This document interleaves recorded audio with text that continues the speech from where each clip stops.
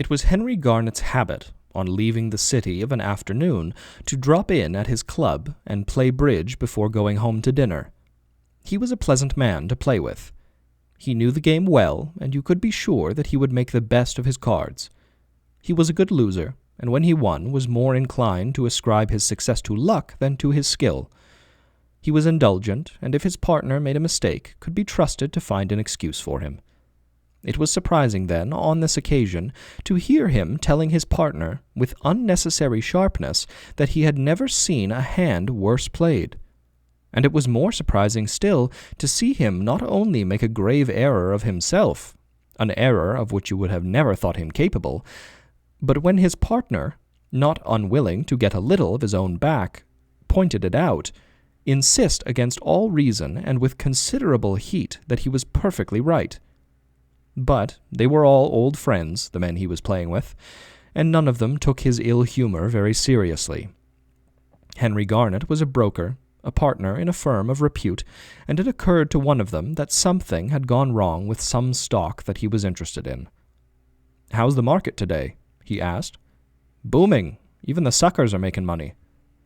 It was evident that stocks and shares had nothing to do with Henry Garnet's vexation, but something was the matter. That was evident, too. He was a hearty fellow who enjoyed excellent health. He had plenty of money. He was fond of his wife and devoted to his children. As a rule, he had high spirits, and he laughed easily at the nonsense they were apt to talk while they played. But today he sat glum and silent. His brows were crossly puckered, and there was a sulky look about his mouth. Presently, to ease the tension, one of the others mentioned a subject upon which they all knew Henry Garnet was glad to speak. "How's your boy, Henry? I see he's done pretty well in the tournament." Henry Garnet's frown grew darker. "He's done no better than I expected him to." "When does he come back from Monte?" "He got back last night." "Did he enjoy himself?" "I suppose so. All I know is that he made a damned fool of himself." "Oh. How?" "I'd rather not talk about it, if you don't mind." The three men looked at him with curiosity. Henry Garnet scowled at the green baize. "Sorry, old boy. Your call." The game proceeded in a strained silence. Garnet got his bid, and when he played his cards so badly that he went 3 down, not a word was said. Another rubber was begun, and in the second game Garnet denied a suit. Having none, his partner asked him. Garnet's irritability was such that he did not even reply, and when at the end of the hand it appeared that he had revoked, and that his revoke cost the rubber, it was not to be expected that his partner should let his carelessness go without remark. "What the devil's the matter with you, Henry?" he said. "You're playing like a fool." Garnet was disconcerted. He did not so much mind losing a big rubber himself, but he was sore that his inattention should have made his partner lose too. He pulled himself together. "I'd better not play any more. I thought a few rubbers would calm me, but the fact is I can't give my mind to the game. To tell you the truth, I'm in the hell of a temper." They all burst out laughing. "You don't have to tell us that, old boy. It's obvious." Garnet gave them a rueful smile. "Well, I bet you'd be in a temper if what's happened to me had happened to you. As a matter of fact, I'm in a damned awkward situation, and if any of you fellows can give me any advice how to deal with it, I'd be grateful." "Let's have a drink. You tell us all about it. With a KC, a Home Office official, and an eminent surgeon, if we can't tell you how to deal with a situation, nobody can." The KC got up and rang the bell for a waiter. "It's about that damned boy of mine," said Henry Garnet. Drinks were ordered and brought, and this is the story that Henry Garnet told them. The boy of whom he spoke was his only son. His name was Nicholas, and of course he was called Nicky. He was 18. The Garnets had 2 daughters besides, one of 16 and the other of 12. But however unreasonable it seemed, for a father is generally supposed to like his daughters best, and though he did all he could not to show his preference, there was no doubt that the greater share of Henry Garnet's affection was given to his son. He was kind, in a chaffing, casual way, to his daughters, and gave them handsome presents on their birthdays and at Christmas, but he doted on Nicky. Nothing was too good for him. He thought the world of him. He could hardly take his eyes off of him. You couldn't blame him, for Nicky was a son that any parent might have been proud of. He was 6'2", lithe but muscular, with broad shoulders and a slim waist, and he held himself gallantly erect. He had a charming head well placed on his shoulders, with pale brown hair that waved slightly, blue eyes with long dark lashes under well-marked eyebrows, a full red mouth, and a tanned, clean skin. When he smiled, he showed very regular and very white teeth. He was not shy, but there was a modesty in his demeanor that was attractive. In social intercourse he was easy, polite, and quietly gay. He was the offspring of nice, healthy, decent parents. He had been well brought up in a good home, he had been sent to a good school, and the general result was as engaging a specimen of young manhood as you were likely to find in a long time. You felt that he was as honest, open, and virtuous as he looked. He had never given his parents a moment's uneasiness. As a child, he was seldom ill and never naughty. As a boy, he did everything that was expected of him. His school reports were excellent. He was wonderfully popular, and he ended his career with a creditable number of prizes, as head of the school and captain of the football team. But this was not all. At the age of 14, Nicky had developed an unexpected gift for lawn tennis. This was a game that his father not only was fond of, but played very well, and when he discerned in the boy the promise of a tennis player, he fostered it. During the holidays he had him taught by the best professionals, and by the time he was 16 he had won a number of tournaments for the boys of his age. He could beat his father so badly that only parental affection reconciled the older player to the poor show he had put up. At 18, Nicky went to Cambridge, and Henry Garnet conceived the ambition that before he was through the university he should play for it. Nicky had all the qualifications for becoming a great tennis player. He was tall, he had long reach, he was quick on his feet, and his timing was perfect. He realized instinctively where the ball was coming, and seemingly without hurry was there to take it.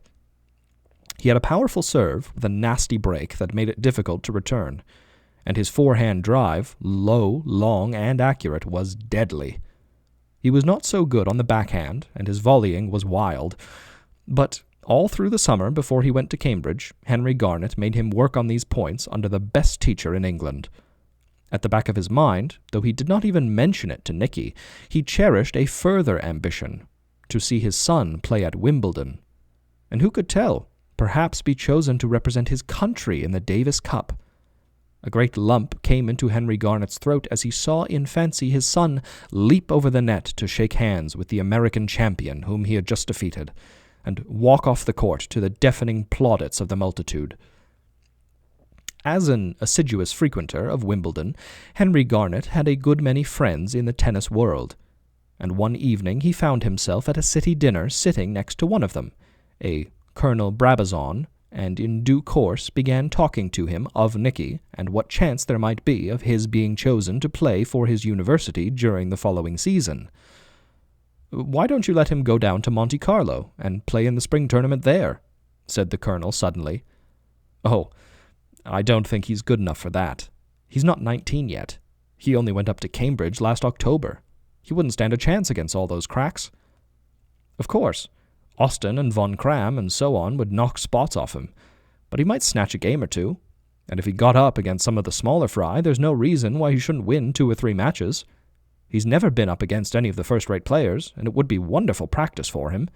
He'd learn a lot more than he'll ever learn in the seaside tournaments you enter him for. I wouldn't dream of it. I'm not going to let him leave Cambridge in the middle of a term. I've always impressed upon him that tennis is only a game, and it mustn't interfere with work. Colonel Brabazon asked Garnet when the term ended. "That's all right. He'd only have to cut about 3 days. Surely that could be arranged. You see, 2 of the men we were depending on have let us down and we're in a hole. We want to send as good a team as we can. The Germans are sending their best players, so are the Americans. Nothing doing, old boy. In the first place, Nicky's not good enough. And secondly, I don't fancy the idea of sending a kid like that to Monte Carlo without anyone to look after him. If I could get away myself, I might think of it, but that's out of the question. I shall be there. I'm going as the non-playing captain of the English team. I'll keep an eye on him." "You'll be busy, And besides, it's not a responsibility I'd like to ask you to take. He's never been abroad in his life, and to tell you the truth, I shouldn't have a moment's peace all the time he was there." They left it at that, and presently Henry Garnet went home. He was so flattered by Colonel Brabazon's suggestion that he could not help but tell his wife. Fancy, his thinking Nicky's as good as that. He told me he'd seen him play and his style was fine. He only wants more practice to get into the first flight. We shall see the kid playing in the semi-finals at Wimbledon yet, old girl. To his surprise, Mrs. Garnet was not so much opposed to the notion as he would have expected. After all, the boy's 18. Nicky's never got into mischief yet, and there's no reason to suppose he will now. There's his work to be considered, don't forget that. I think it would be a very bad precedent to let him cut the end of the term. But what can 3 days matter? It seems a shame to rob him of a chance like that. I'm sure he'd jump at it if you asked him. Well, I'm not going to. I haven't sent him to Cambridge just to play tennis. I know he's steady, but it's silly to put temptation in his way. He's much too young to go to Monte Carlo by himself. You say he won't stand a chance against these crack players, but you can't tell. Henry Garnet sighed a little. On the way home in the car, it had struck him that the Austins' health was uncertain and that Von Cram had his off days. Supposing, just for the sake of argument, that Nicky had a bit of luck like that, then there would be no doubt he would be chosen to play for Cambridge. But of course, that was all nonsense. Nothing doing, my dear. I've made up my mind. I'm not going to change it. Mrs. Garnet held her peace. But the next day she wrote to Nicky telling him what had happened, and suggested to him what she would do in his place if, wanting to go, he wished to get his father's consent. A day or two later, Henry Garnet received a letter from his son. He was bubbling over with excitement. He had seen his tutor, who was a tennis player himself, and the provost of his college, who happened to know Colonel Brabazon, and no objection would be made to his leaving before the end of the term. They both thought it an opportunity that shouldn't be missed. He didn't see what harm he could come to, and if only, just this once, his father would stretch a point, well, next term he promised faithfully he'd work like blazes. It was a very pretty letter. Mrs. Garnet watched her husband read it at the breakfast table. She was undisturbed by the frown on his face. He threw it over to her. "I don't know why you thought it necessary to tell Nicky something I told you in confidence. It's too bad of you. Now you've thoroughly unsettled him." "I'm sorry. I thought it would please him to know that Colonel Brabazon had such a high opinion of him. I don't see why one should only tell people the disagreeable things that are said about them. Of course, I made it quite clear that there could be no question of his going. You've put me in an odious position. If there's anything I hate, it's for the boy to look upon me as a spoil-sport and a tyrant. Oh, he'll never do that. He may think you rather silly and unreasonable, but I'm sure he'll understand that it's only for his own good, that you're being so unkind." "Christ," said Henry Garnet. His wife had a great inclination to laugh. She knew that the battle was won. Dear, oh dear, how easy it was to get men to do what you wanted. For appearance sake, Henry Garnet held out for 48 hours, but then he yielded, and a fortnight later, Nicky came to London. He was to start for Monte Carlo the next morning, and after dinner, when Mrs. Garnet and her elder daughter had left them, Henry took the opportunity to give his son some good advice. "I don't feel quite comfortable about letting you go off to a place like Monte Carlo at your age, practically by yourself," he finished. "But there it is, and I can only hope you'll be sensible. I don't want to play the heavy father, but there are 3 things especially that I want to warn you against. One is gambling, don't gamble. The second is money, don't lend anyone money. And the third is women, don't have anything to do with women. If you don't do any of those 3 things, you can't come to much harm, so remember them well." "All right, father," Nicky smiled. "That's my last word to you. I know the world pretty well, and believe me, my advice is sound. I won't forget it, I promise you. That's a good chap. Now, let's go up and join the ladies." Nicky beat neither Austin nor Von Cram in the Monte Carlo tournament, but he did not disgrace himself. He snatched an unexpected victory over a Spanish player, and he gave one of the Austrians a closer match than anyone had thought possible. In the mixed doubles, he had got into the semi-finals. His charm conquered everyone, and he vastly enjoyed himself. It was generally allowed that he showed promise. and Colonel Brabazon told him that when he was a little older and had had more practice with first-class players, he would be a credit to his father. The tournament came to an end, and the following day he was to fly back to London. Anxious to play his best, he had lived very carefully, smoking little and drinking nothing, and going to bed early. But on his last evening he thought he would like to see something of the life in Monte Carlo of which he had heard so much. An official dinner was given to the tennis players, and after dinner, with the rest of them, he went into the sporting club. It was the first time he had ever been there. Monte Carlo was very full, and the rooms were crowded. Nicky had never before seen roulette played except in pictures. In a maze, he stopped at the first table he came to. Chips of different sizes were scattered over the green cloth in what looked like a hopeless muddle. The croupier gave the wheel a sharp turn, and with a flick threw the little white ball. After what seemed like an endless time, the ball stopped, and another croupier, with a broad, indifferent gesture, raked in the chips of those who had lost. I'd like to take a brief pause to thank you all for tuning in to Kallipolis Radio. You're listening to the story The Facts of Life by Somerset Maugham. I'd like to thank our channel members, Joshua Anolik, Torritz, Catherine McMillan, Ronnie Limestone, Dink Smallwood, and Dapper Clown. If you're interested in supporting the channel, you can find more information linked in the description below. Additionally, if you'd like to contribute or support, but without any money, you can subscribe, share the video, and like the video as well. Thank you all so much for listening. I hope you're enjoying. Presently, Nicky wandered over to where they were playing Trent et Quarante, but he couldn't understand what it was all about, and he thought it dull. He saw a crowd in another room and sauntered in. A big game of baccarat was in progress, and he was immediately conscious of the tension. The players were protected from the thronging bystanders by a brass rail. They sat around the table, 9 on each side, with the dealer in the middle and the croupier facing him. Big money was changing hands. The dealer was a member of the Greek syndicate. Nicky looked at his impassive face. His eyes were watchful, but his expression never changed whether he won or lost. It was a terrifying, strangely impressive sight. It gave Nicky, who had been thriftily brought up, a peculiar thrill to see someone risk £1,000 on the turn of a card, and when he lost, make a little joke and laugh. It was all terribly exciting. An acquaintance came up to him. "Been doing any good?" he asked. "I haven't been playing." "Wise of you. Rotten game. Come, have a drink." "All right." While they were having it, Nicky told his friends that this was the first time he had ever been in the rooms. "Oh, but you must have one little flutter before you go. It's idiotic to leave Monte without having tried your luck. After all, it won't hurt you to lose 100 francs or so." "I don't suppose it will, but my father wasn't any too keen on my coming at all, and one of the 3 things he particularly advised me to not do was to gamble." But when Nicky left his companion, he strolled back to one of the tables where they were playing roulette. He stood for a while, looking at the loser's money being raked in by the croupier, and the money that was won paid out to the winners. It was impossible to deny that it was thrilling.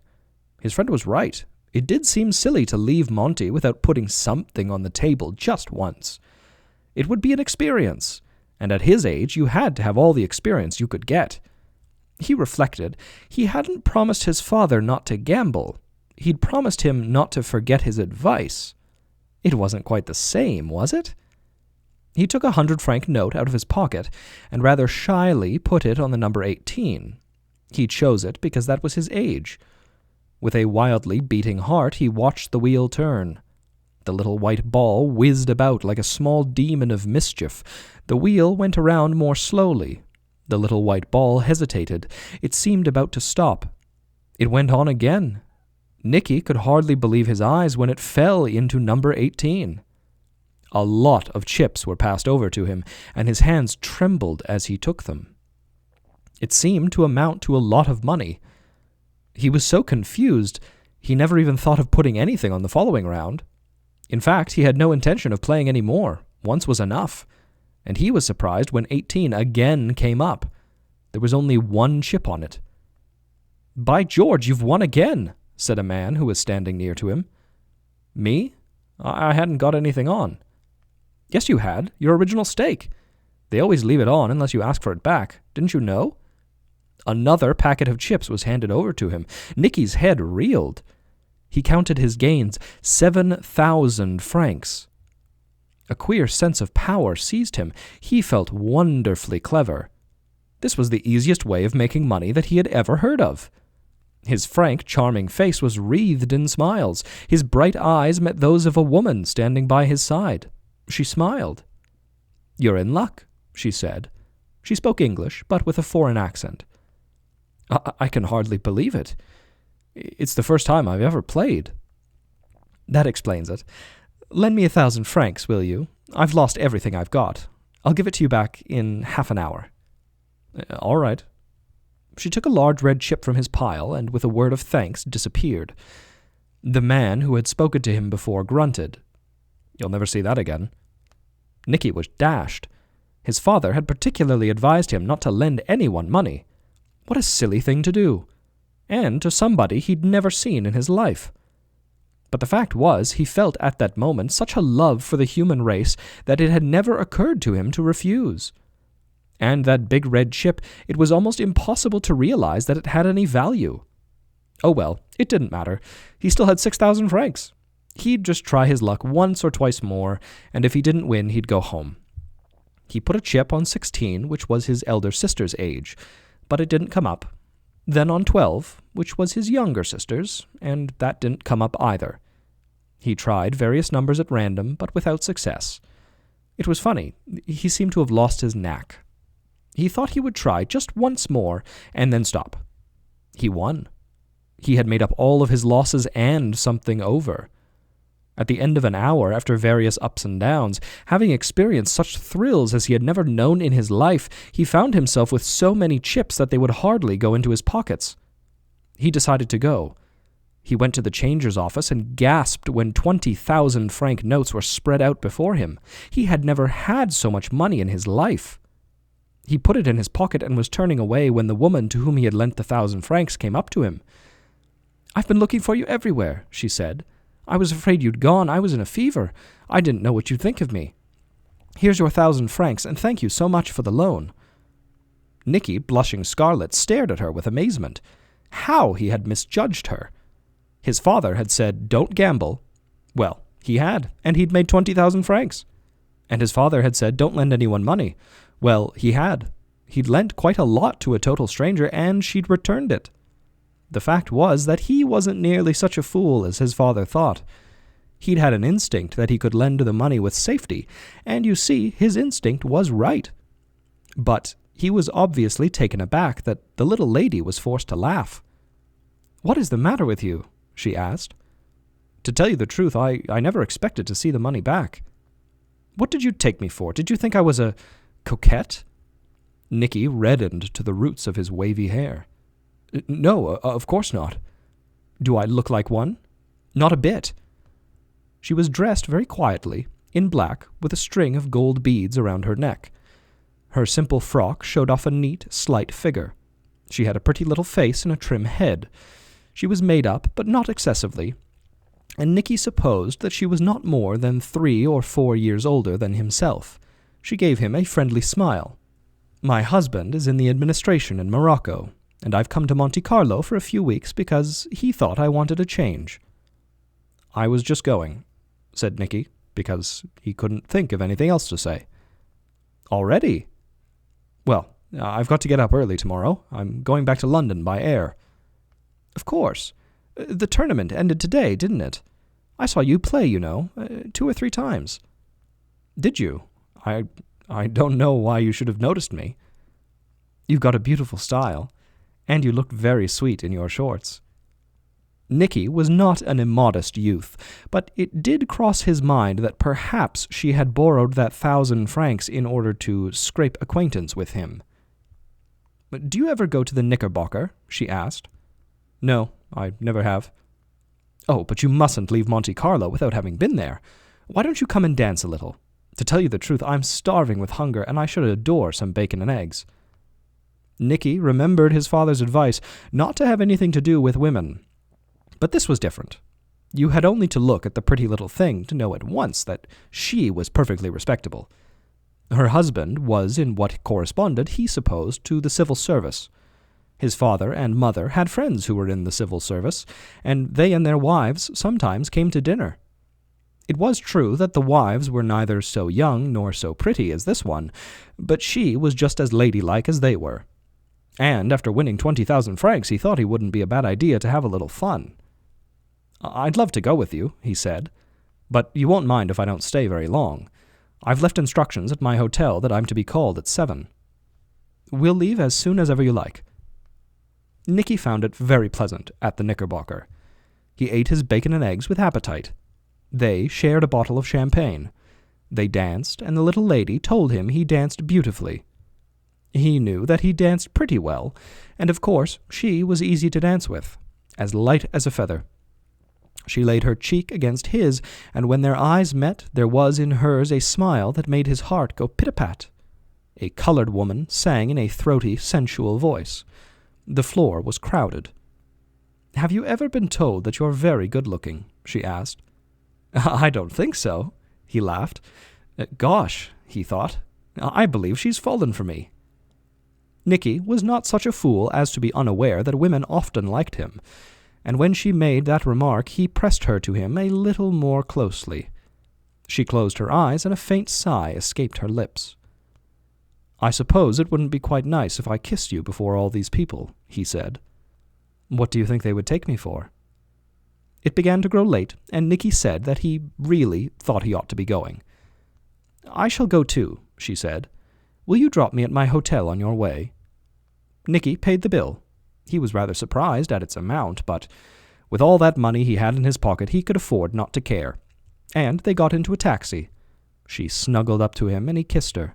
She seemed to like it. "By Jove," he thought, "I wonder if there's anything doing." It was true that she was a married woman, but her husband was in Morocco, and it certainly did look as if she'd fallen for him. Good and proper. It was true also that his father had warned him to have nothing to do with women, but he reflected again he hadn't actually promised that he wouldn't. He'd only promised not to forget his advice. Well, he hadn't. He was bearing it in mind that very minute. But circumstances alter cases. She was a sweet little thing. It seemed silly to miss the chance of an adventure when it was handed to you like that on a tray. When they reached the hotel, he paid off the taxi. "I'll walk home," he said. "The air will do me good after the stuffy atmosphere of that place." "Come up a moment," she said. "I'd like to show you the photo of my little boy." "Oh, have you got a little boy?" he exclaimed, a trifle dashed. "Yes, a sweet little boy." He walked upstairs after her. He didn't in the least want to see the photograph of her little boy, but he thought it only civil to pretend that he did. He was afraid he'd made a fool of himself. It occurred to him that she was taking him up to look at the photograph in order to show him in a nice way that he'd made a mistake. He'd told her he was 18. "I suppose she thinks I'm just a kid." He began to wish he hadn't spent all that money on champagne at the nightclub. But she didn't show him the photograph of her little boy after all. They had no sooner got into her room than she turned to him, flung her arms around his neck, and kissed him full on the lips. He had never in his life been kissed so passionately. "Darling," she said. For a brief moment his father's advice once more crossed Nicky's mind, and then he forgot it. Nicky was a light sleeper, and the least sound was apt to wake him. 2 or 3 hours later he awoke, and for a moment could not imagine where he was. The room was not quite dark, for the door of the bathroom was ajar and the light in it had been left on. Suddenly he was conscious that someone was moving about the room. Then he remembered. He saw that it was his little friend, and he was on the point of speaking when something in the way she was behaving stopped him. She was walking very cautiously, as though she were afraid of waking him. She stopped once or twice and looked over the bed. He wondered what she was after. He soon saw. She went over to the chair on which he had placed his clothes and once more looked in his direction. She waited for what seemed to him an interminable time. The silence was so intense that Nicky thought he could hear his own heart beating. Then, very slowly, very quietly, she took up his coat, slipped her hand into the inside pocket, and drew out all those beautiful 1,000-franc notes that Nicky had been so proud to win. She put the coat back and placed some other clothes on it so that it should look as though it had not been disturbed. Then, with the bundle of notes in her hand, for an appreciable time stood once more stock still. Nicky had repressed an instinctive impulse to jump up and grab her. It was partly surprise that had kept him quiet, partly the notion that he was in a strange hotel, in a foreign country, and if he made a row, he didn't know what might happen. She looked at him. His eyes were partly closed, and he was sure that she thought he was asleep. In the silence, she could hardly fail to hear his regular breathing. When she had reassured herself that her movements had not disturbed him, she stepped with infinite caution across the room. On a small table in the window, a cineraria was growing in a pot. Nicky watched her now with his eyes wide open. The plant was evidently placed quite loosely in the pot, for, taking it by the stalks, she lifted it out. She put the banknotes in the bottom of the pot and replaced the plant. It was an excellent hiding place. No one could have guessed that anything was concealed under that richly flowering plant. She pressed the earth down with her fingers, and then, very slowly, taking care not to make the smallest noise, crept across the room and slipped back into bed. "Chérie," she said in a caressing voice. Nicky breathed steadily, like a man immersed in deep sleep. The little lady turned over on her side and disposed herself to slumber. But though Nicky lay so still, his thoughts worked busily. He was extremely indignant at the scene he had just witnessed, and to himself he spoke his thoughts with vigor. "She's nothing but a damned tart. She and her dear little boy and her husband in Morocco. My eye, she's a rotten thief, that's what she is. Took me for a mug. If she thinks she's going to get away with anything like that, she's mistaken." He had already made up his mind what he was going to do with the money he had so cleverly won. He had long wanted a car of his own, and had thought it rather mean of his father not to have given him one. After all, a feller doesn't always want to drive about in the family bus. Well, he'd just teach the old man a lesson and buy one himself. For 20,000 francs, 200 pounds roughly, he could get a very decent second-hand car. He meant to get the money back, but just then he didn't quite know how. He didn't like the idea of kicking up a row. He was a stranger in a hotel he knew nothing of. It might very well be that the beastly woman had friends there. He didn't mind facing anyone in a fair fight, but he'd look pretty foolish if someone pulled a gun on him. He reflected, besides, very sensibly, that he had no proof the money was his. If it came to a showdown and she swore it was hers, he might very easily find himself hauled off to a police station. He really didn't know what to do. Presently, by her regular breathing, he knew that the little lady was asleep.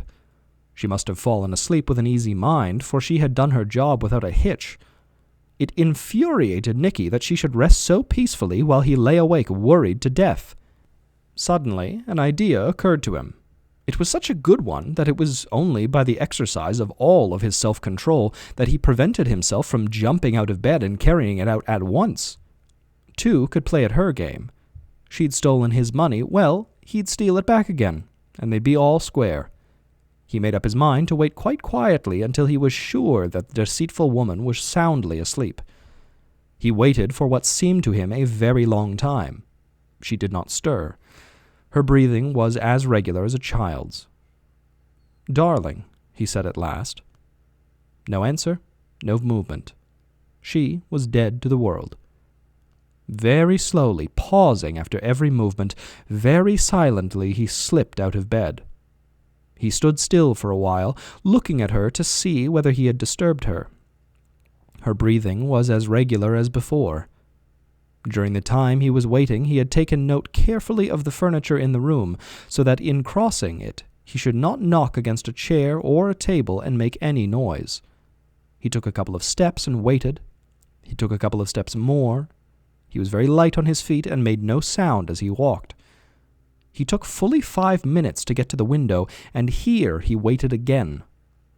He started, for the bed had creaked slightly, but it was only because the sleeper had turned in her sleep. He forced himself to wait till he had counted 100. She was sleeping like a log. With infinite care he seized the cineraria by the stalks and gently pulled it out of the pot. He put his other hand in. His heart beat 19 to the dozen as his fingers touched the notes. His hand closed on them, and he slowly drew them out. He replaced the plant, and in his turn carefully pressed down the earth. While he was doing all this, he had kept one eye on the form lying in the bed. It remained still. After another pause, he crept softly to the chair on which his clothes were lying. He first put the bundle of notes in his coat pocket, and then proceeded to dress. It took him a good quarter of an hour, because he could afford to make no sound. He had been wearing a soft shirt with his dinner jacket, and he congratulated himself on this, because it was easier to put on silently than a stiff one. He had some difficulty in tying his tie without a looking-glass, but he very wisely reflected that it didn't really matter if it wasn't tied very well. His spirits were rising. The whole thing now began to seem rather a lark. At length he was completely dressed except for his shoes, which he took in his hand, as though he would put them on when he got into the passage. Now he had to cross the room to get to the door. He reached it so quietly that he could not have disturbed the lightest sleeper, but the door had to be unlocked. He turned the key very slowly, and it creaked. "Who's that?" The little woman suddenly sat up in bed. Nicky's heart jumped to his mouth. He made a great effort to keep his head. "It's only me. It's 6 o'clock, and I've got to go. I was trying not to wake you." "Oh, I forgot." She sank back onto the pillow. "Now that you're awake, I'll put on my shoes." He sat down on the edge of the bed and did this. "Don't make a noise when you go out. The hotel people don't like it. Oh, I'm so sleepy." "You go right off to sleep again." "Kiss me before you go." He bent down and kissed her. "You're a sweet boy and a wonderful lover. Bon voyage." Nicky did not feel quite safe till he got out of the hotel. The dawn had broken. The sky was unclouded, and in the harbor the yachts and the fishing boats lay motionless on the still water. On the quay, fishermen were getting ready to start on their day's work. The streets were deserted. Nicky took a long breath of the sweet morning air. He felt alert and well. He also felt as pleased as Punch. With a swinging stride, his shoulders well thrown back, he walked up the hill and along the gardens in front of the casino. The flowers in that clear light had a dewy brilliance that was delicious, till he came to his hotel. Here the day had already begun. In the hall, porters with mufflers round their necks and berets on their heads were busy sweeping. Nicky went up to his room and had a hot bath. He lay in it and thought with satisfaction that he was not such a mug as some people might think. After his bath he did his exercises, dressed, packed, and went down to breakfast. He had a grand appetite. No continental breakfast for him. He had grapefruit, porridge, bacon and eggs, rolls fresh from the oven, so crisp and delicious they melted in your mouth, marmalade, and 3 cups of coffee. Though feeling perfectly well before, he felt better after that. He lit the pipe he had recently learned to smoke, paid his bills, and stepped into the car that was waiting to take him to the aerodrome on the other side of Ken. The roads, as far as Nice, ran over the hills, and below him was the blue sea and the coastline. He couldn't help thinking it damned pretty. They passed through Nice, so gay and friendly in the early morning, and presently they came to a long stretch of straight road that ran by the sea. Nicky had paid his bill, not with the money he had won the night before, but with the money his father had given him. He had changed 1,000 francs to pay for supper at the Knickerbocker, but that deceitful little woman had returned him the 1,000 francs he had lent her, so that he still had 20,000-franc notes in his pocket. He thought he would like to have a look at them. He had so nearly lost them that they had a double value for him. He took them out of his hip pocket, into which, for safety's sake, he had stuffed them when he put on the suit he was travelling in, and counted them one by one. Something very strange had happened to them. Instead of there being 20 notes, as there should have been, there were 26. He couldn't understand it at all. He counted them twice more. There was no doubt about it. Somehow or other he had 26,000 francs instead of the 20 he should have had. He couldn't make it out. He asked himself if it was possible that he had won more at the sporting club than he had realized. But no, that was out of the question. He distinctly remembered the man at the desk laying the notes out in rows of 5, and he had counted them himself. Suddenly the explanation occurred to him. When he had put his hand into the flower pot, after taking out the cineraria, He had grabbed everything he felt there. The flower pot was the little hussy's money box, and he had taken out not only his own money, but her savings as well. Nicky leant back in the chair and burst into a roar of laughter. It was the funniest thing he had ever heard in his life. And when he thought of her going to the flower pot sometime later in the morning when she awoke, expecting to find the money that she had so cleverly got away with, and finding not only that it wasn't there, but that her own had gone too, he laughed more than ever. And so far as he was concerned, there was nothing to do about it. He neither knew her name, nor the name of the hotel to which she had taken him. He couldn't return her money even if he wanted to.